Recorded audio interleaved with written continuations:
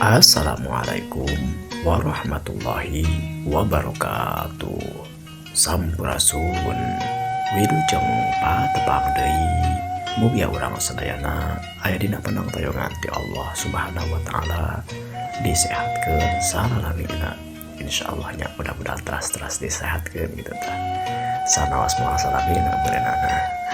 Aya wae ari panyawat tapi mudi ya urang disehatkan dina ngajalankeun kahirupan dimudahkeun dina milari medik rezekina katut dibarokahkeun amin. Urang lajeng deui hanca carita dina judul Galura Gunung Malaka bagian ka-5. Mangga ka sadayana caraketan.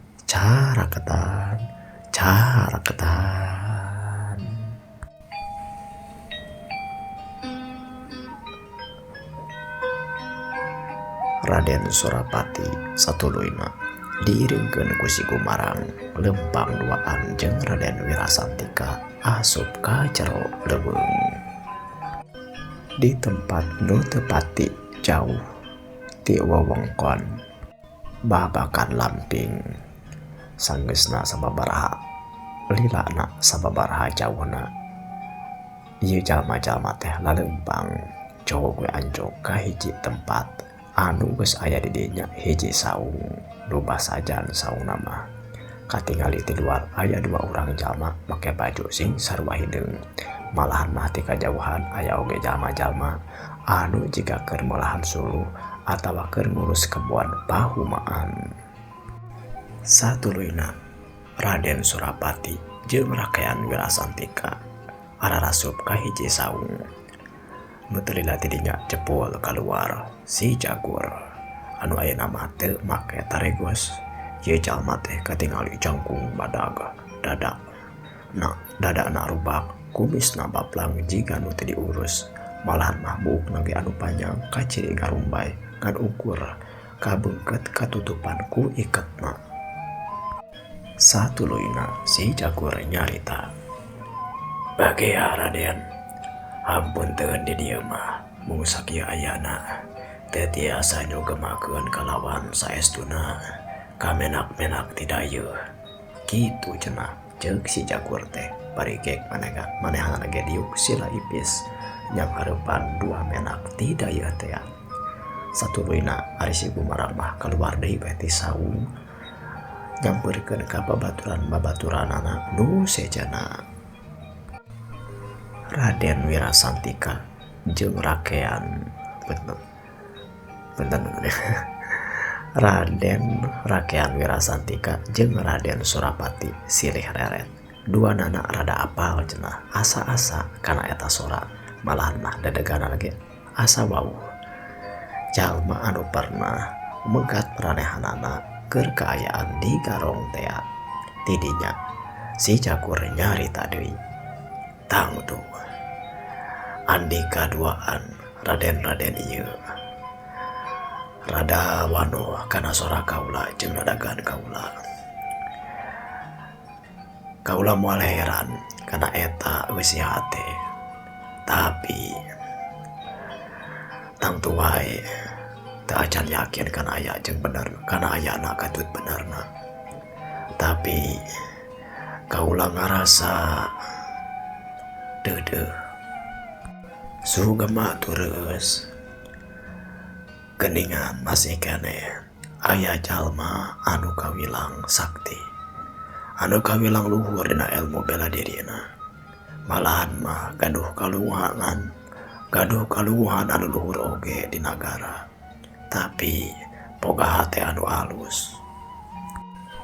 Ngadenge kana kakacapan ti si Jagur saperti kitu.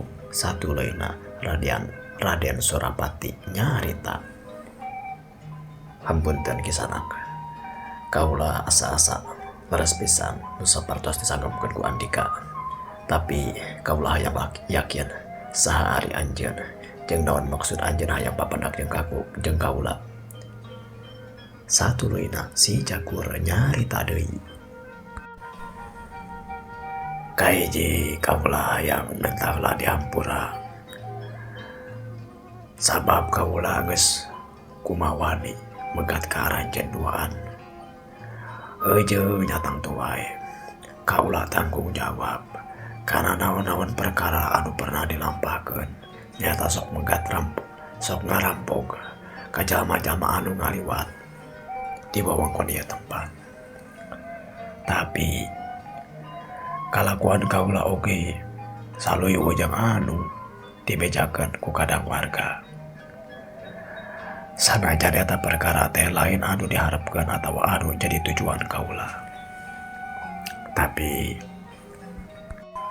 kaula yang minta hampura wae. Sabab kaula geus ngaganggu kana keamanan di ieu wewengkon. Sanajan saperti kitu, anjeun oge kudu salaladar. Sabab kaula moal pati-pati ngalaksanakeun pagawe anu saperti kieu lamun eueuh sabab-sababna.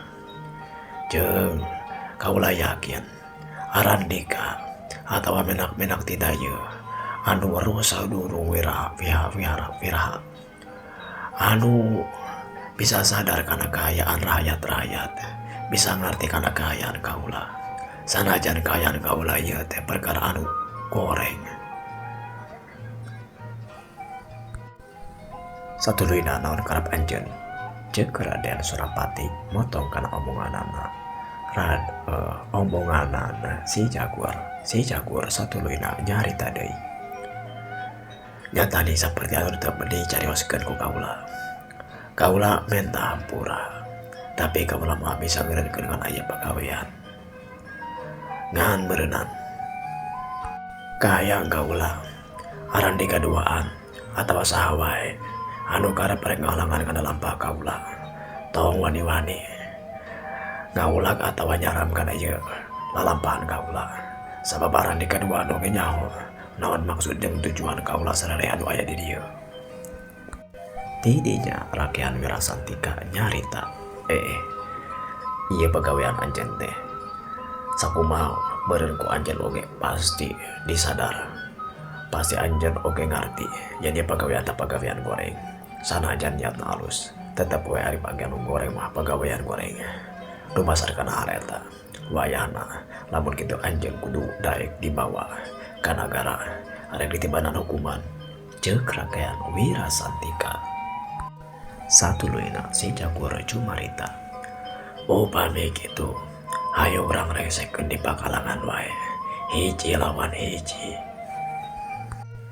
Tidinya Raden Surapati cumarita, keke kaulah yang terang heula saha ari anjeun nu sabenerna, saha ngaran anjeun jeung ti mana padumukan. Lamun bisa mah sagarupa ngeunaan anjeun kaulah hayang nyaho heula. Satuluyna si Jagur cumarita deui. Jalme-jalme anu aya di dieu mah ngaguruan ngaran kaula kalawan ngaran Jagur. Tapi eta manganu kulalandihan. Lamun Raden bisa ngarti jeung inget teh kana perkara-perkara anu katukang. Satuluyna si Jagur kusiwa cenah ngaluarkeun hiji pakarang dina satukangan bajuna mangrupakeun kujang. Sanggeus kitu mah eta kujang dituna dihareupeun Raden Surapati jeung rakyat Wirasantika. Yaktos Raden duaan bakal uninga naon ieu maksud pakarang kujang. Ningalikeun kaayaan saperti kitu, rakyat Wirasantika ngareret lalaunan ka Raden Surapati. Satuluyna Raden Surapati ngaluarkeun oge pakarang dina jero bajuna nu satuluyna direnengkeun jeung eta pakarang ti si Jagur teh mangrupakeun sarua oge kujang. Tidinya si Jagur nyarita deui, kujang kaula, kujang mangrupakeun disebutna kujang hideung, kujang ulung. Kujang Raden Surapati disebutna teh kujang cahaya, kujang emas. Sarua kujang, sarua pakarang, sarua miboga. Rusiana sewang-sewangan, tapi ieu wujud kasundaan ngan meureun dina laku lampah anu beda. Kujang emas kujang jaya diagemna ku menak-menak. Tu Raden anu ngaeyeuk daya ngolah nagara. Ari kujang hideung diagemna ku jalma-jalma anu aya di lemur jadi patani tur ngagunakeun tanagana. Lir ibarat cacah jeung menak anu beda tapi boga hiji tujuan. Sanajan tujuan ayeuna tujuan anu mulya eta di zaman ayeuna kawas-kawas geus laas tur kabur, artina mah geus teu katingali deui dina wujud anu sawuyunan. Satuluyna ti dinya Raden Surapati nyokot deui kana kujangna. Sanggeus kitu mah diasupkeun deui kana jero bajuna tur nyarita, Ki Jagur, anjeun bakal ngalampakeun lampah anjeun jeung kaula ge bakal terus ngalampakeun pagawean kaula. Tapi kaula hoyong ngomong ka anjeun, yen perkara hade kudu dilaksanakeun kalawan cara hade. Jeung sanajan ayeuna urang bisa papangi jeung nembrakeun kana hiji tujuan anu sarua, tapi kalawan cara anu beda. Ngan ari kagorengan mah bakal tetep kagorengan. Patepungna urang duaan dina waktu ayeuna ngan ukur nyampungkeun hiji tujuan. Tapi kawa saperti kujang wulung jeung kujang emas anu sama-sama anu sami-sami diagem ku anjeun beda. Nu diagem ku kaula oge beda. Hartina mah pagawean urang bakal beda, tapi lain ku cara anu salah. Kaula tetep banget teu panuju kana laku lampah anjeun. Jeung lamun tika bisa papangi deui dina kaayaan anu beda jeung dina kaayaan anu wajar kaula nindak wayahna urang lamun kudu bedeng celeng jeung ngalaman tarung. Tapi tidak danget ayeuna kaula ngadukur bisa ngarti kana maksud anjeun.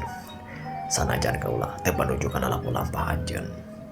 Ceuk Raden Surapati nu satuluyna mah manehna langsung we hanyat tina diukna bari nyarita, Rakyat Wirasantika, ayeuna mah geus jelas saha jeung naon nu kumaha jalmana anu keur dising hareupan ku urang. Ayeuna mah hayu urang balik deui ka dayeuh. Ke dina hiji waktu lamun papanggih deui urang mah bisa badani saperti kieu. Sabab jalan urang geus beda wala sanajan tujuan sarua tetep nu salah masalah nu benar mah benar. Nu satuluyna Raden Surapati angkat indit ninggalkeun eta saung. Ditetep ku Ki Jagur anu masih keneh diuk silaipis yang hareupan kujang wulungna melong netep kana tonggongna Raden Wirasantika katut Raden Surapati nu ninggalkeun eta tempat. Nu satulaina mah kahakan ku pengkolan kaleg-leg ku kakayon. Nu akhirna mah teu katenyo di wewengkon eta jauh muru ka dayeuh. Teu lila di dinya si Gumarang nyampeurkeun sanggeusna Raden Surapati jeung Raden Wirasantika ninggalkeun ti eta wewengkon. Si Gumarang nyarita, "Ki Guru, naon maksudna ieu teh? Naon anu kudu dilampakeun ku urang sadaya?" Kadenge kana kekecapan ti si Gumarang nu saperti kitu. Ki Jagur jika anu asa kagembah manehanana lalaunan nyokot deui kana kujangna diasupkeun kana jero bajuna bari nyarita, "Gumarang, dina danget ayeuna urang geus wauh jeung geus wanuh saha ari menak nu aya di wewengkon ieu. Sakumaha sabiasana urang talingakeun ieu menak nu eukeur gaeuyeuk dayeuh ngolah nagara. Jang danget ayeuna kabadenahan cikajang talingakeun lamun aya menakna anu umaing atawa teu aya dina ngabela ka rakyat, ke urang laksanakeun deui pagawean anu katukang-katukang. Ngan saheulaanan mah urang fokuskeun wae, urang puseureun wae pagawean kana ngolah tadeuh jeung tatani sakumaha biasana. Tapi pagawean di kawedanaan anu sajen mah laksanakeun sakumaha biasana, tapi tetap urang dina kaayaan waspada sabab bisa wae urang kudu tarung utamana mah jeung pihak Raden Surapati. Sanggeus kitu si Jagur hanyat ninggalkeun si Gumarang anu masih keneh garo-garo teu ateul acan ngarti kana naon anu diucapkeun ku gegedugna. Harah loba teh siloka ki guru teh, tapi ya Allah ngarti sakitu mah cendak nama merenang mulawak ngagarong di wewengkon ieu, tapi ngagarong di tempat sajenna tetep dilaksanakeun. Kitu-kitu kumaha ki guru. Ceuk si Gumarang bari main oge hanyat ninggalkeun saungna si Jagur. Sababaraha waktu geus kaliwat aya kira-kira cenah sabulan atawa 2 bulana tina papanggihna Raden Surapati papanggih jeung garong gunung anu disebut si Jagur teh. Dina hiji waktu datang utusan ti Pakidulan. 2 orang punggawa ti Pakidulan satuluyna langsung mendangkan cenah papanggih jeung Raden Surapati. Eta 2 punggawa teh satuluyna nyaritakeun yen wedana Jaya Laksana anu ngageugeuh di Pakidulan parantos tilar dunia. Kacarioskeun wadana Jaya Laksana anu gaduh kalungguhan ti Pakidulan salerosna mah eta teh mertua ku anjeun ti Raden Surapati.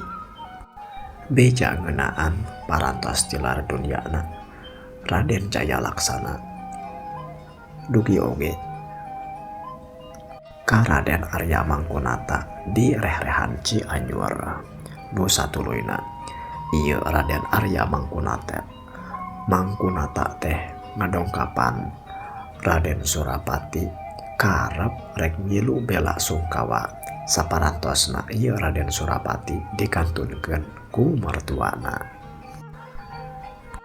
Kaayaan langsa tur bela sungkawa di wewengkon kawedanaan Cikajang nu digeugeuh ku Raden Surapati karaos pisan.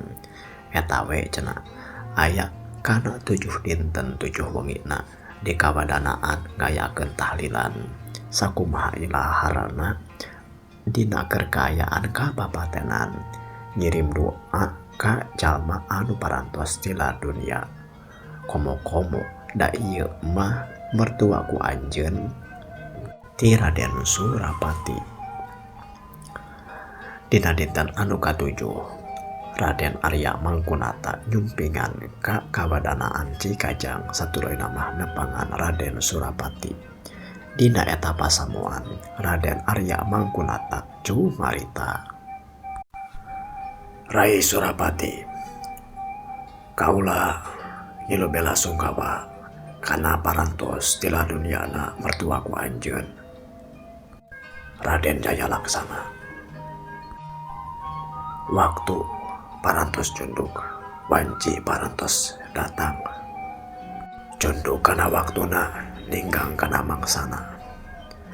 Nu tilar dunia parantos tilar dunia. Urangan ukur bisa ngirimkeun ngintunkeun pangdoa ngajajabkeun ka ahli kubur. Mudah-mudahan aya dina panangtayungan ti Allah Subhanahu wa taala. Ditampi amal ibadahna, diampunkeun sagarupa dosa perdosaanana. Ngan meureun aya kewajiban ka urang anu masih kana hirup supaya tetap ngintunkeun doa ka anjeunna jeung ngalaksanakeun sagarupa amanah-amanahna. Sakumaha kauning aku rai oge yen ta Raden Jaya Laksana parantos mundut anu janten mantuna nyaeta rai ku anjeun Raden Surapati. Sakumaha sanggemna almarhum Jaya Laksana yen ta upama anjeunna parantos tilar dunia hoyong nu ngageugeuh di kawadanaan pajampangan dipasrahkeun kanu jadi mantuna nyaeta rai ku anjeun Raden Surapati.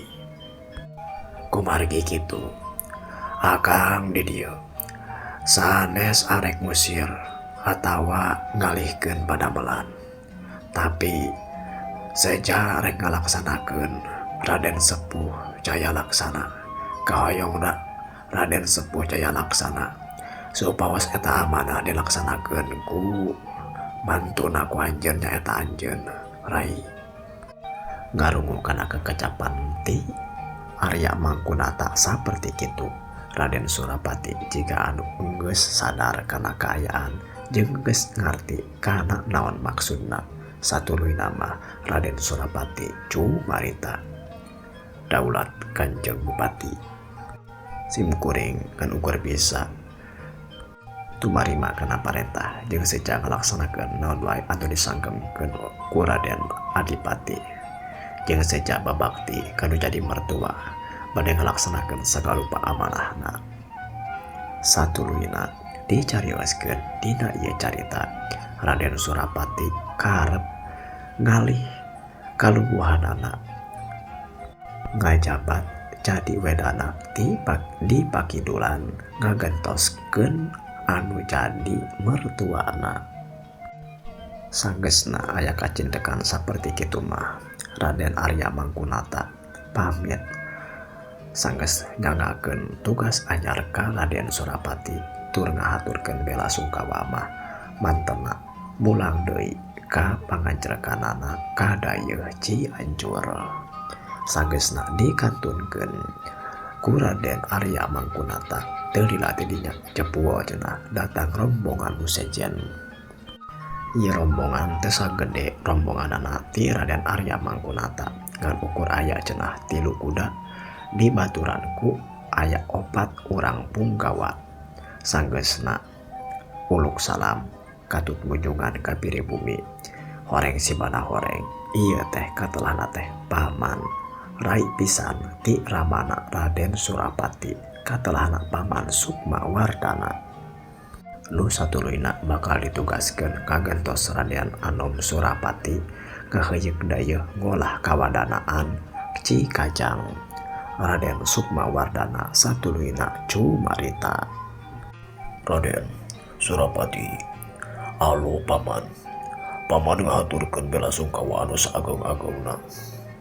Nanging paman oge kaamanatan ti Raden Arya Mangkunata bienta kedah ngalaksanakeun tugas saat ditinggalna di Cikajang ieu ku Rai ku alo anu bakal ngalih ka pakidulan.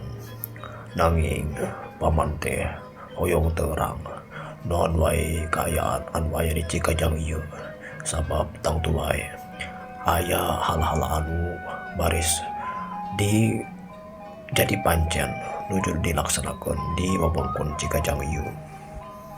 Satuluyna Raden Surapati cumarita. Hatur nuhun paman.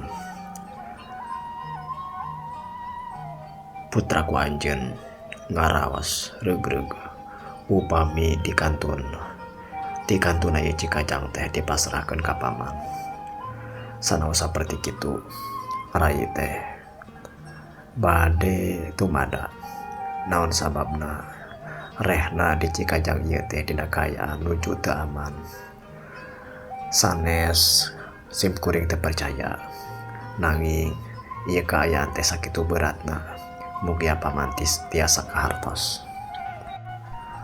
Satuluyna Raden Sukma Wardana cumarita. Kahartos sanggem anu disanggemkeun ku alo ki alo bieu ku paman kaharti pisan. Sakumaha anu dilaksanakeun samemehna insyaallah paman oge bakal ngalaksanakeun eta amanah utamana ngajaga kana lingkungan keamanan di wewengkon Cikajang ieu. Singkat carita kawadanaan Cikajang dipasrahkeun ka Raden Sukma Wardana anu jadi kaganti ti Raden Surapati.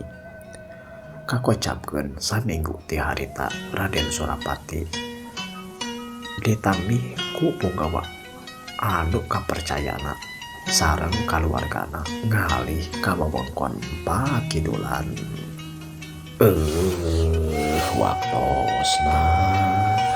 waktosna parantos cekap kanggo episode 2 ayeuna. Kumaha lajengan caritana manganya diantos wae dina video-video saterasna.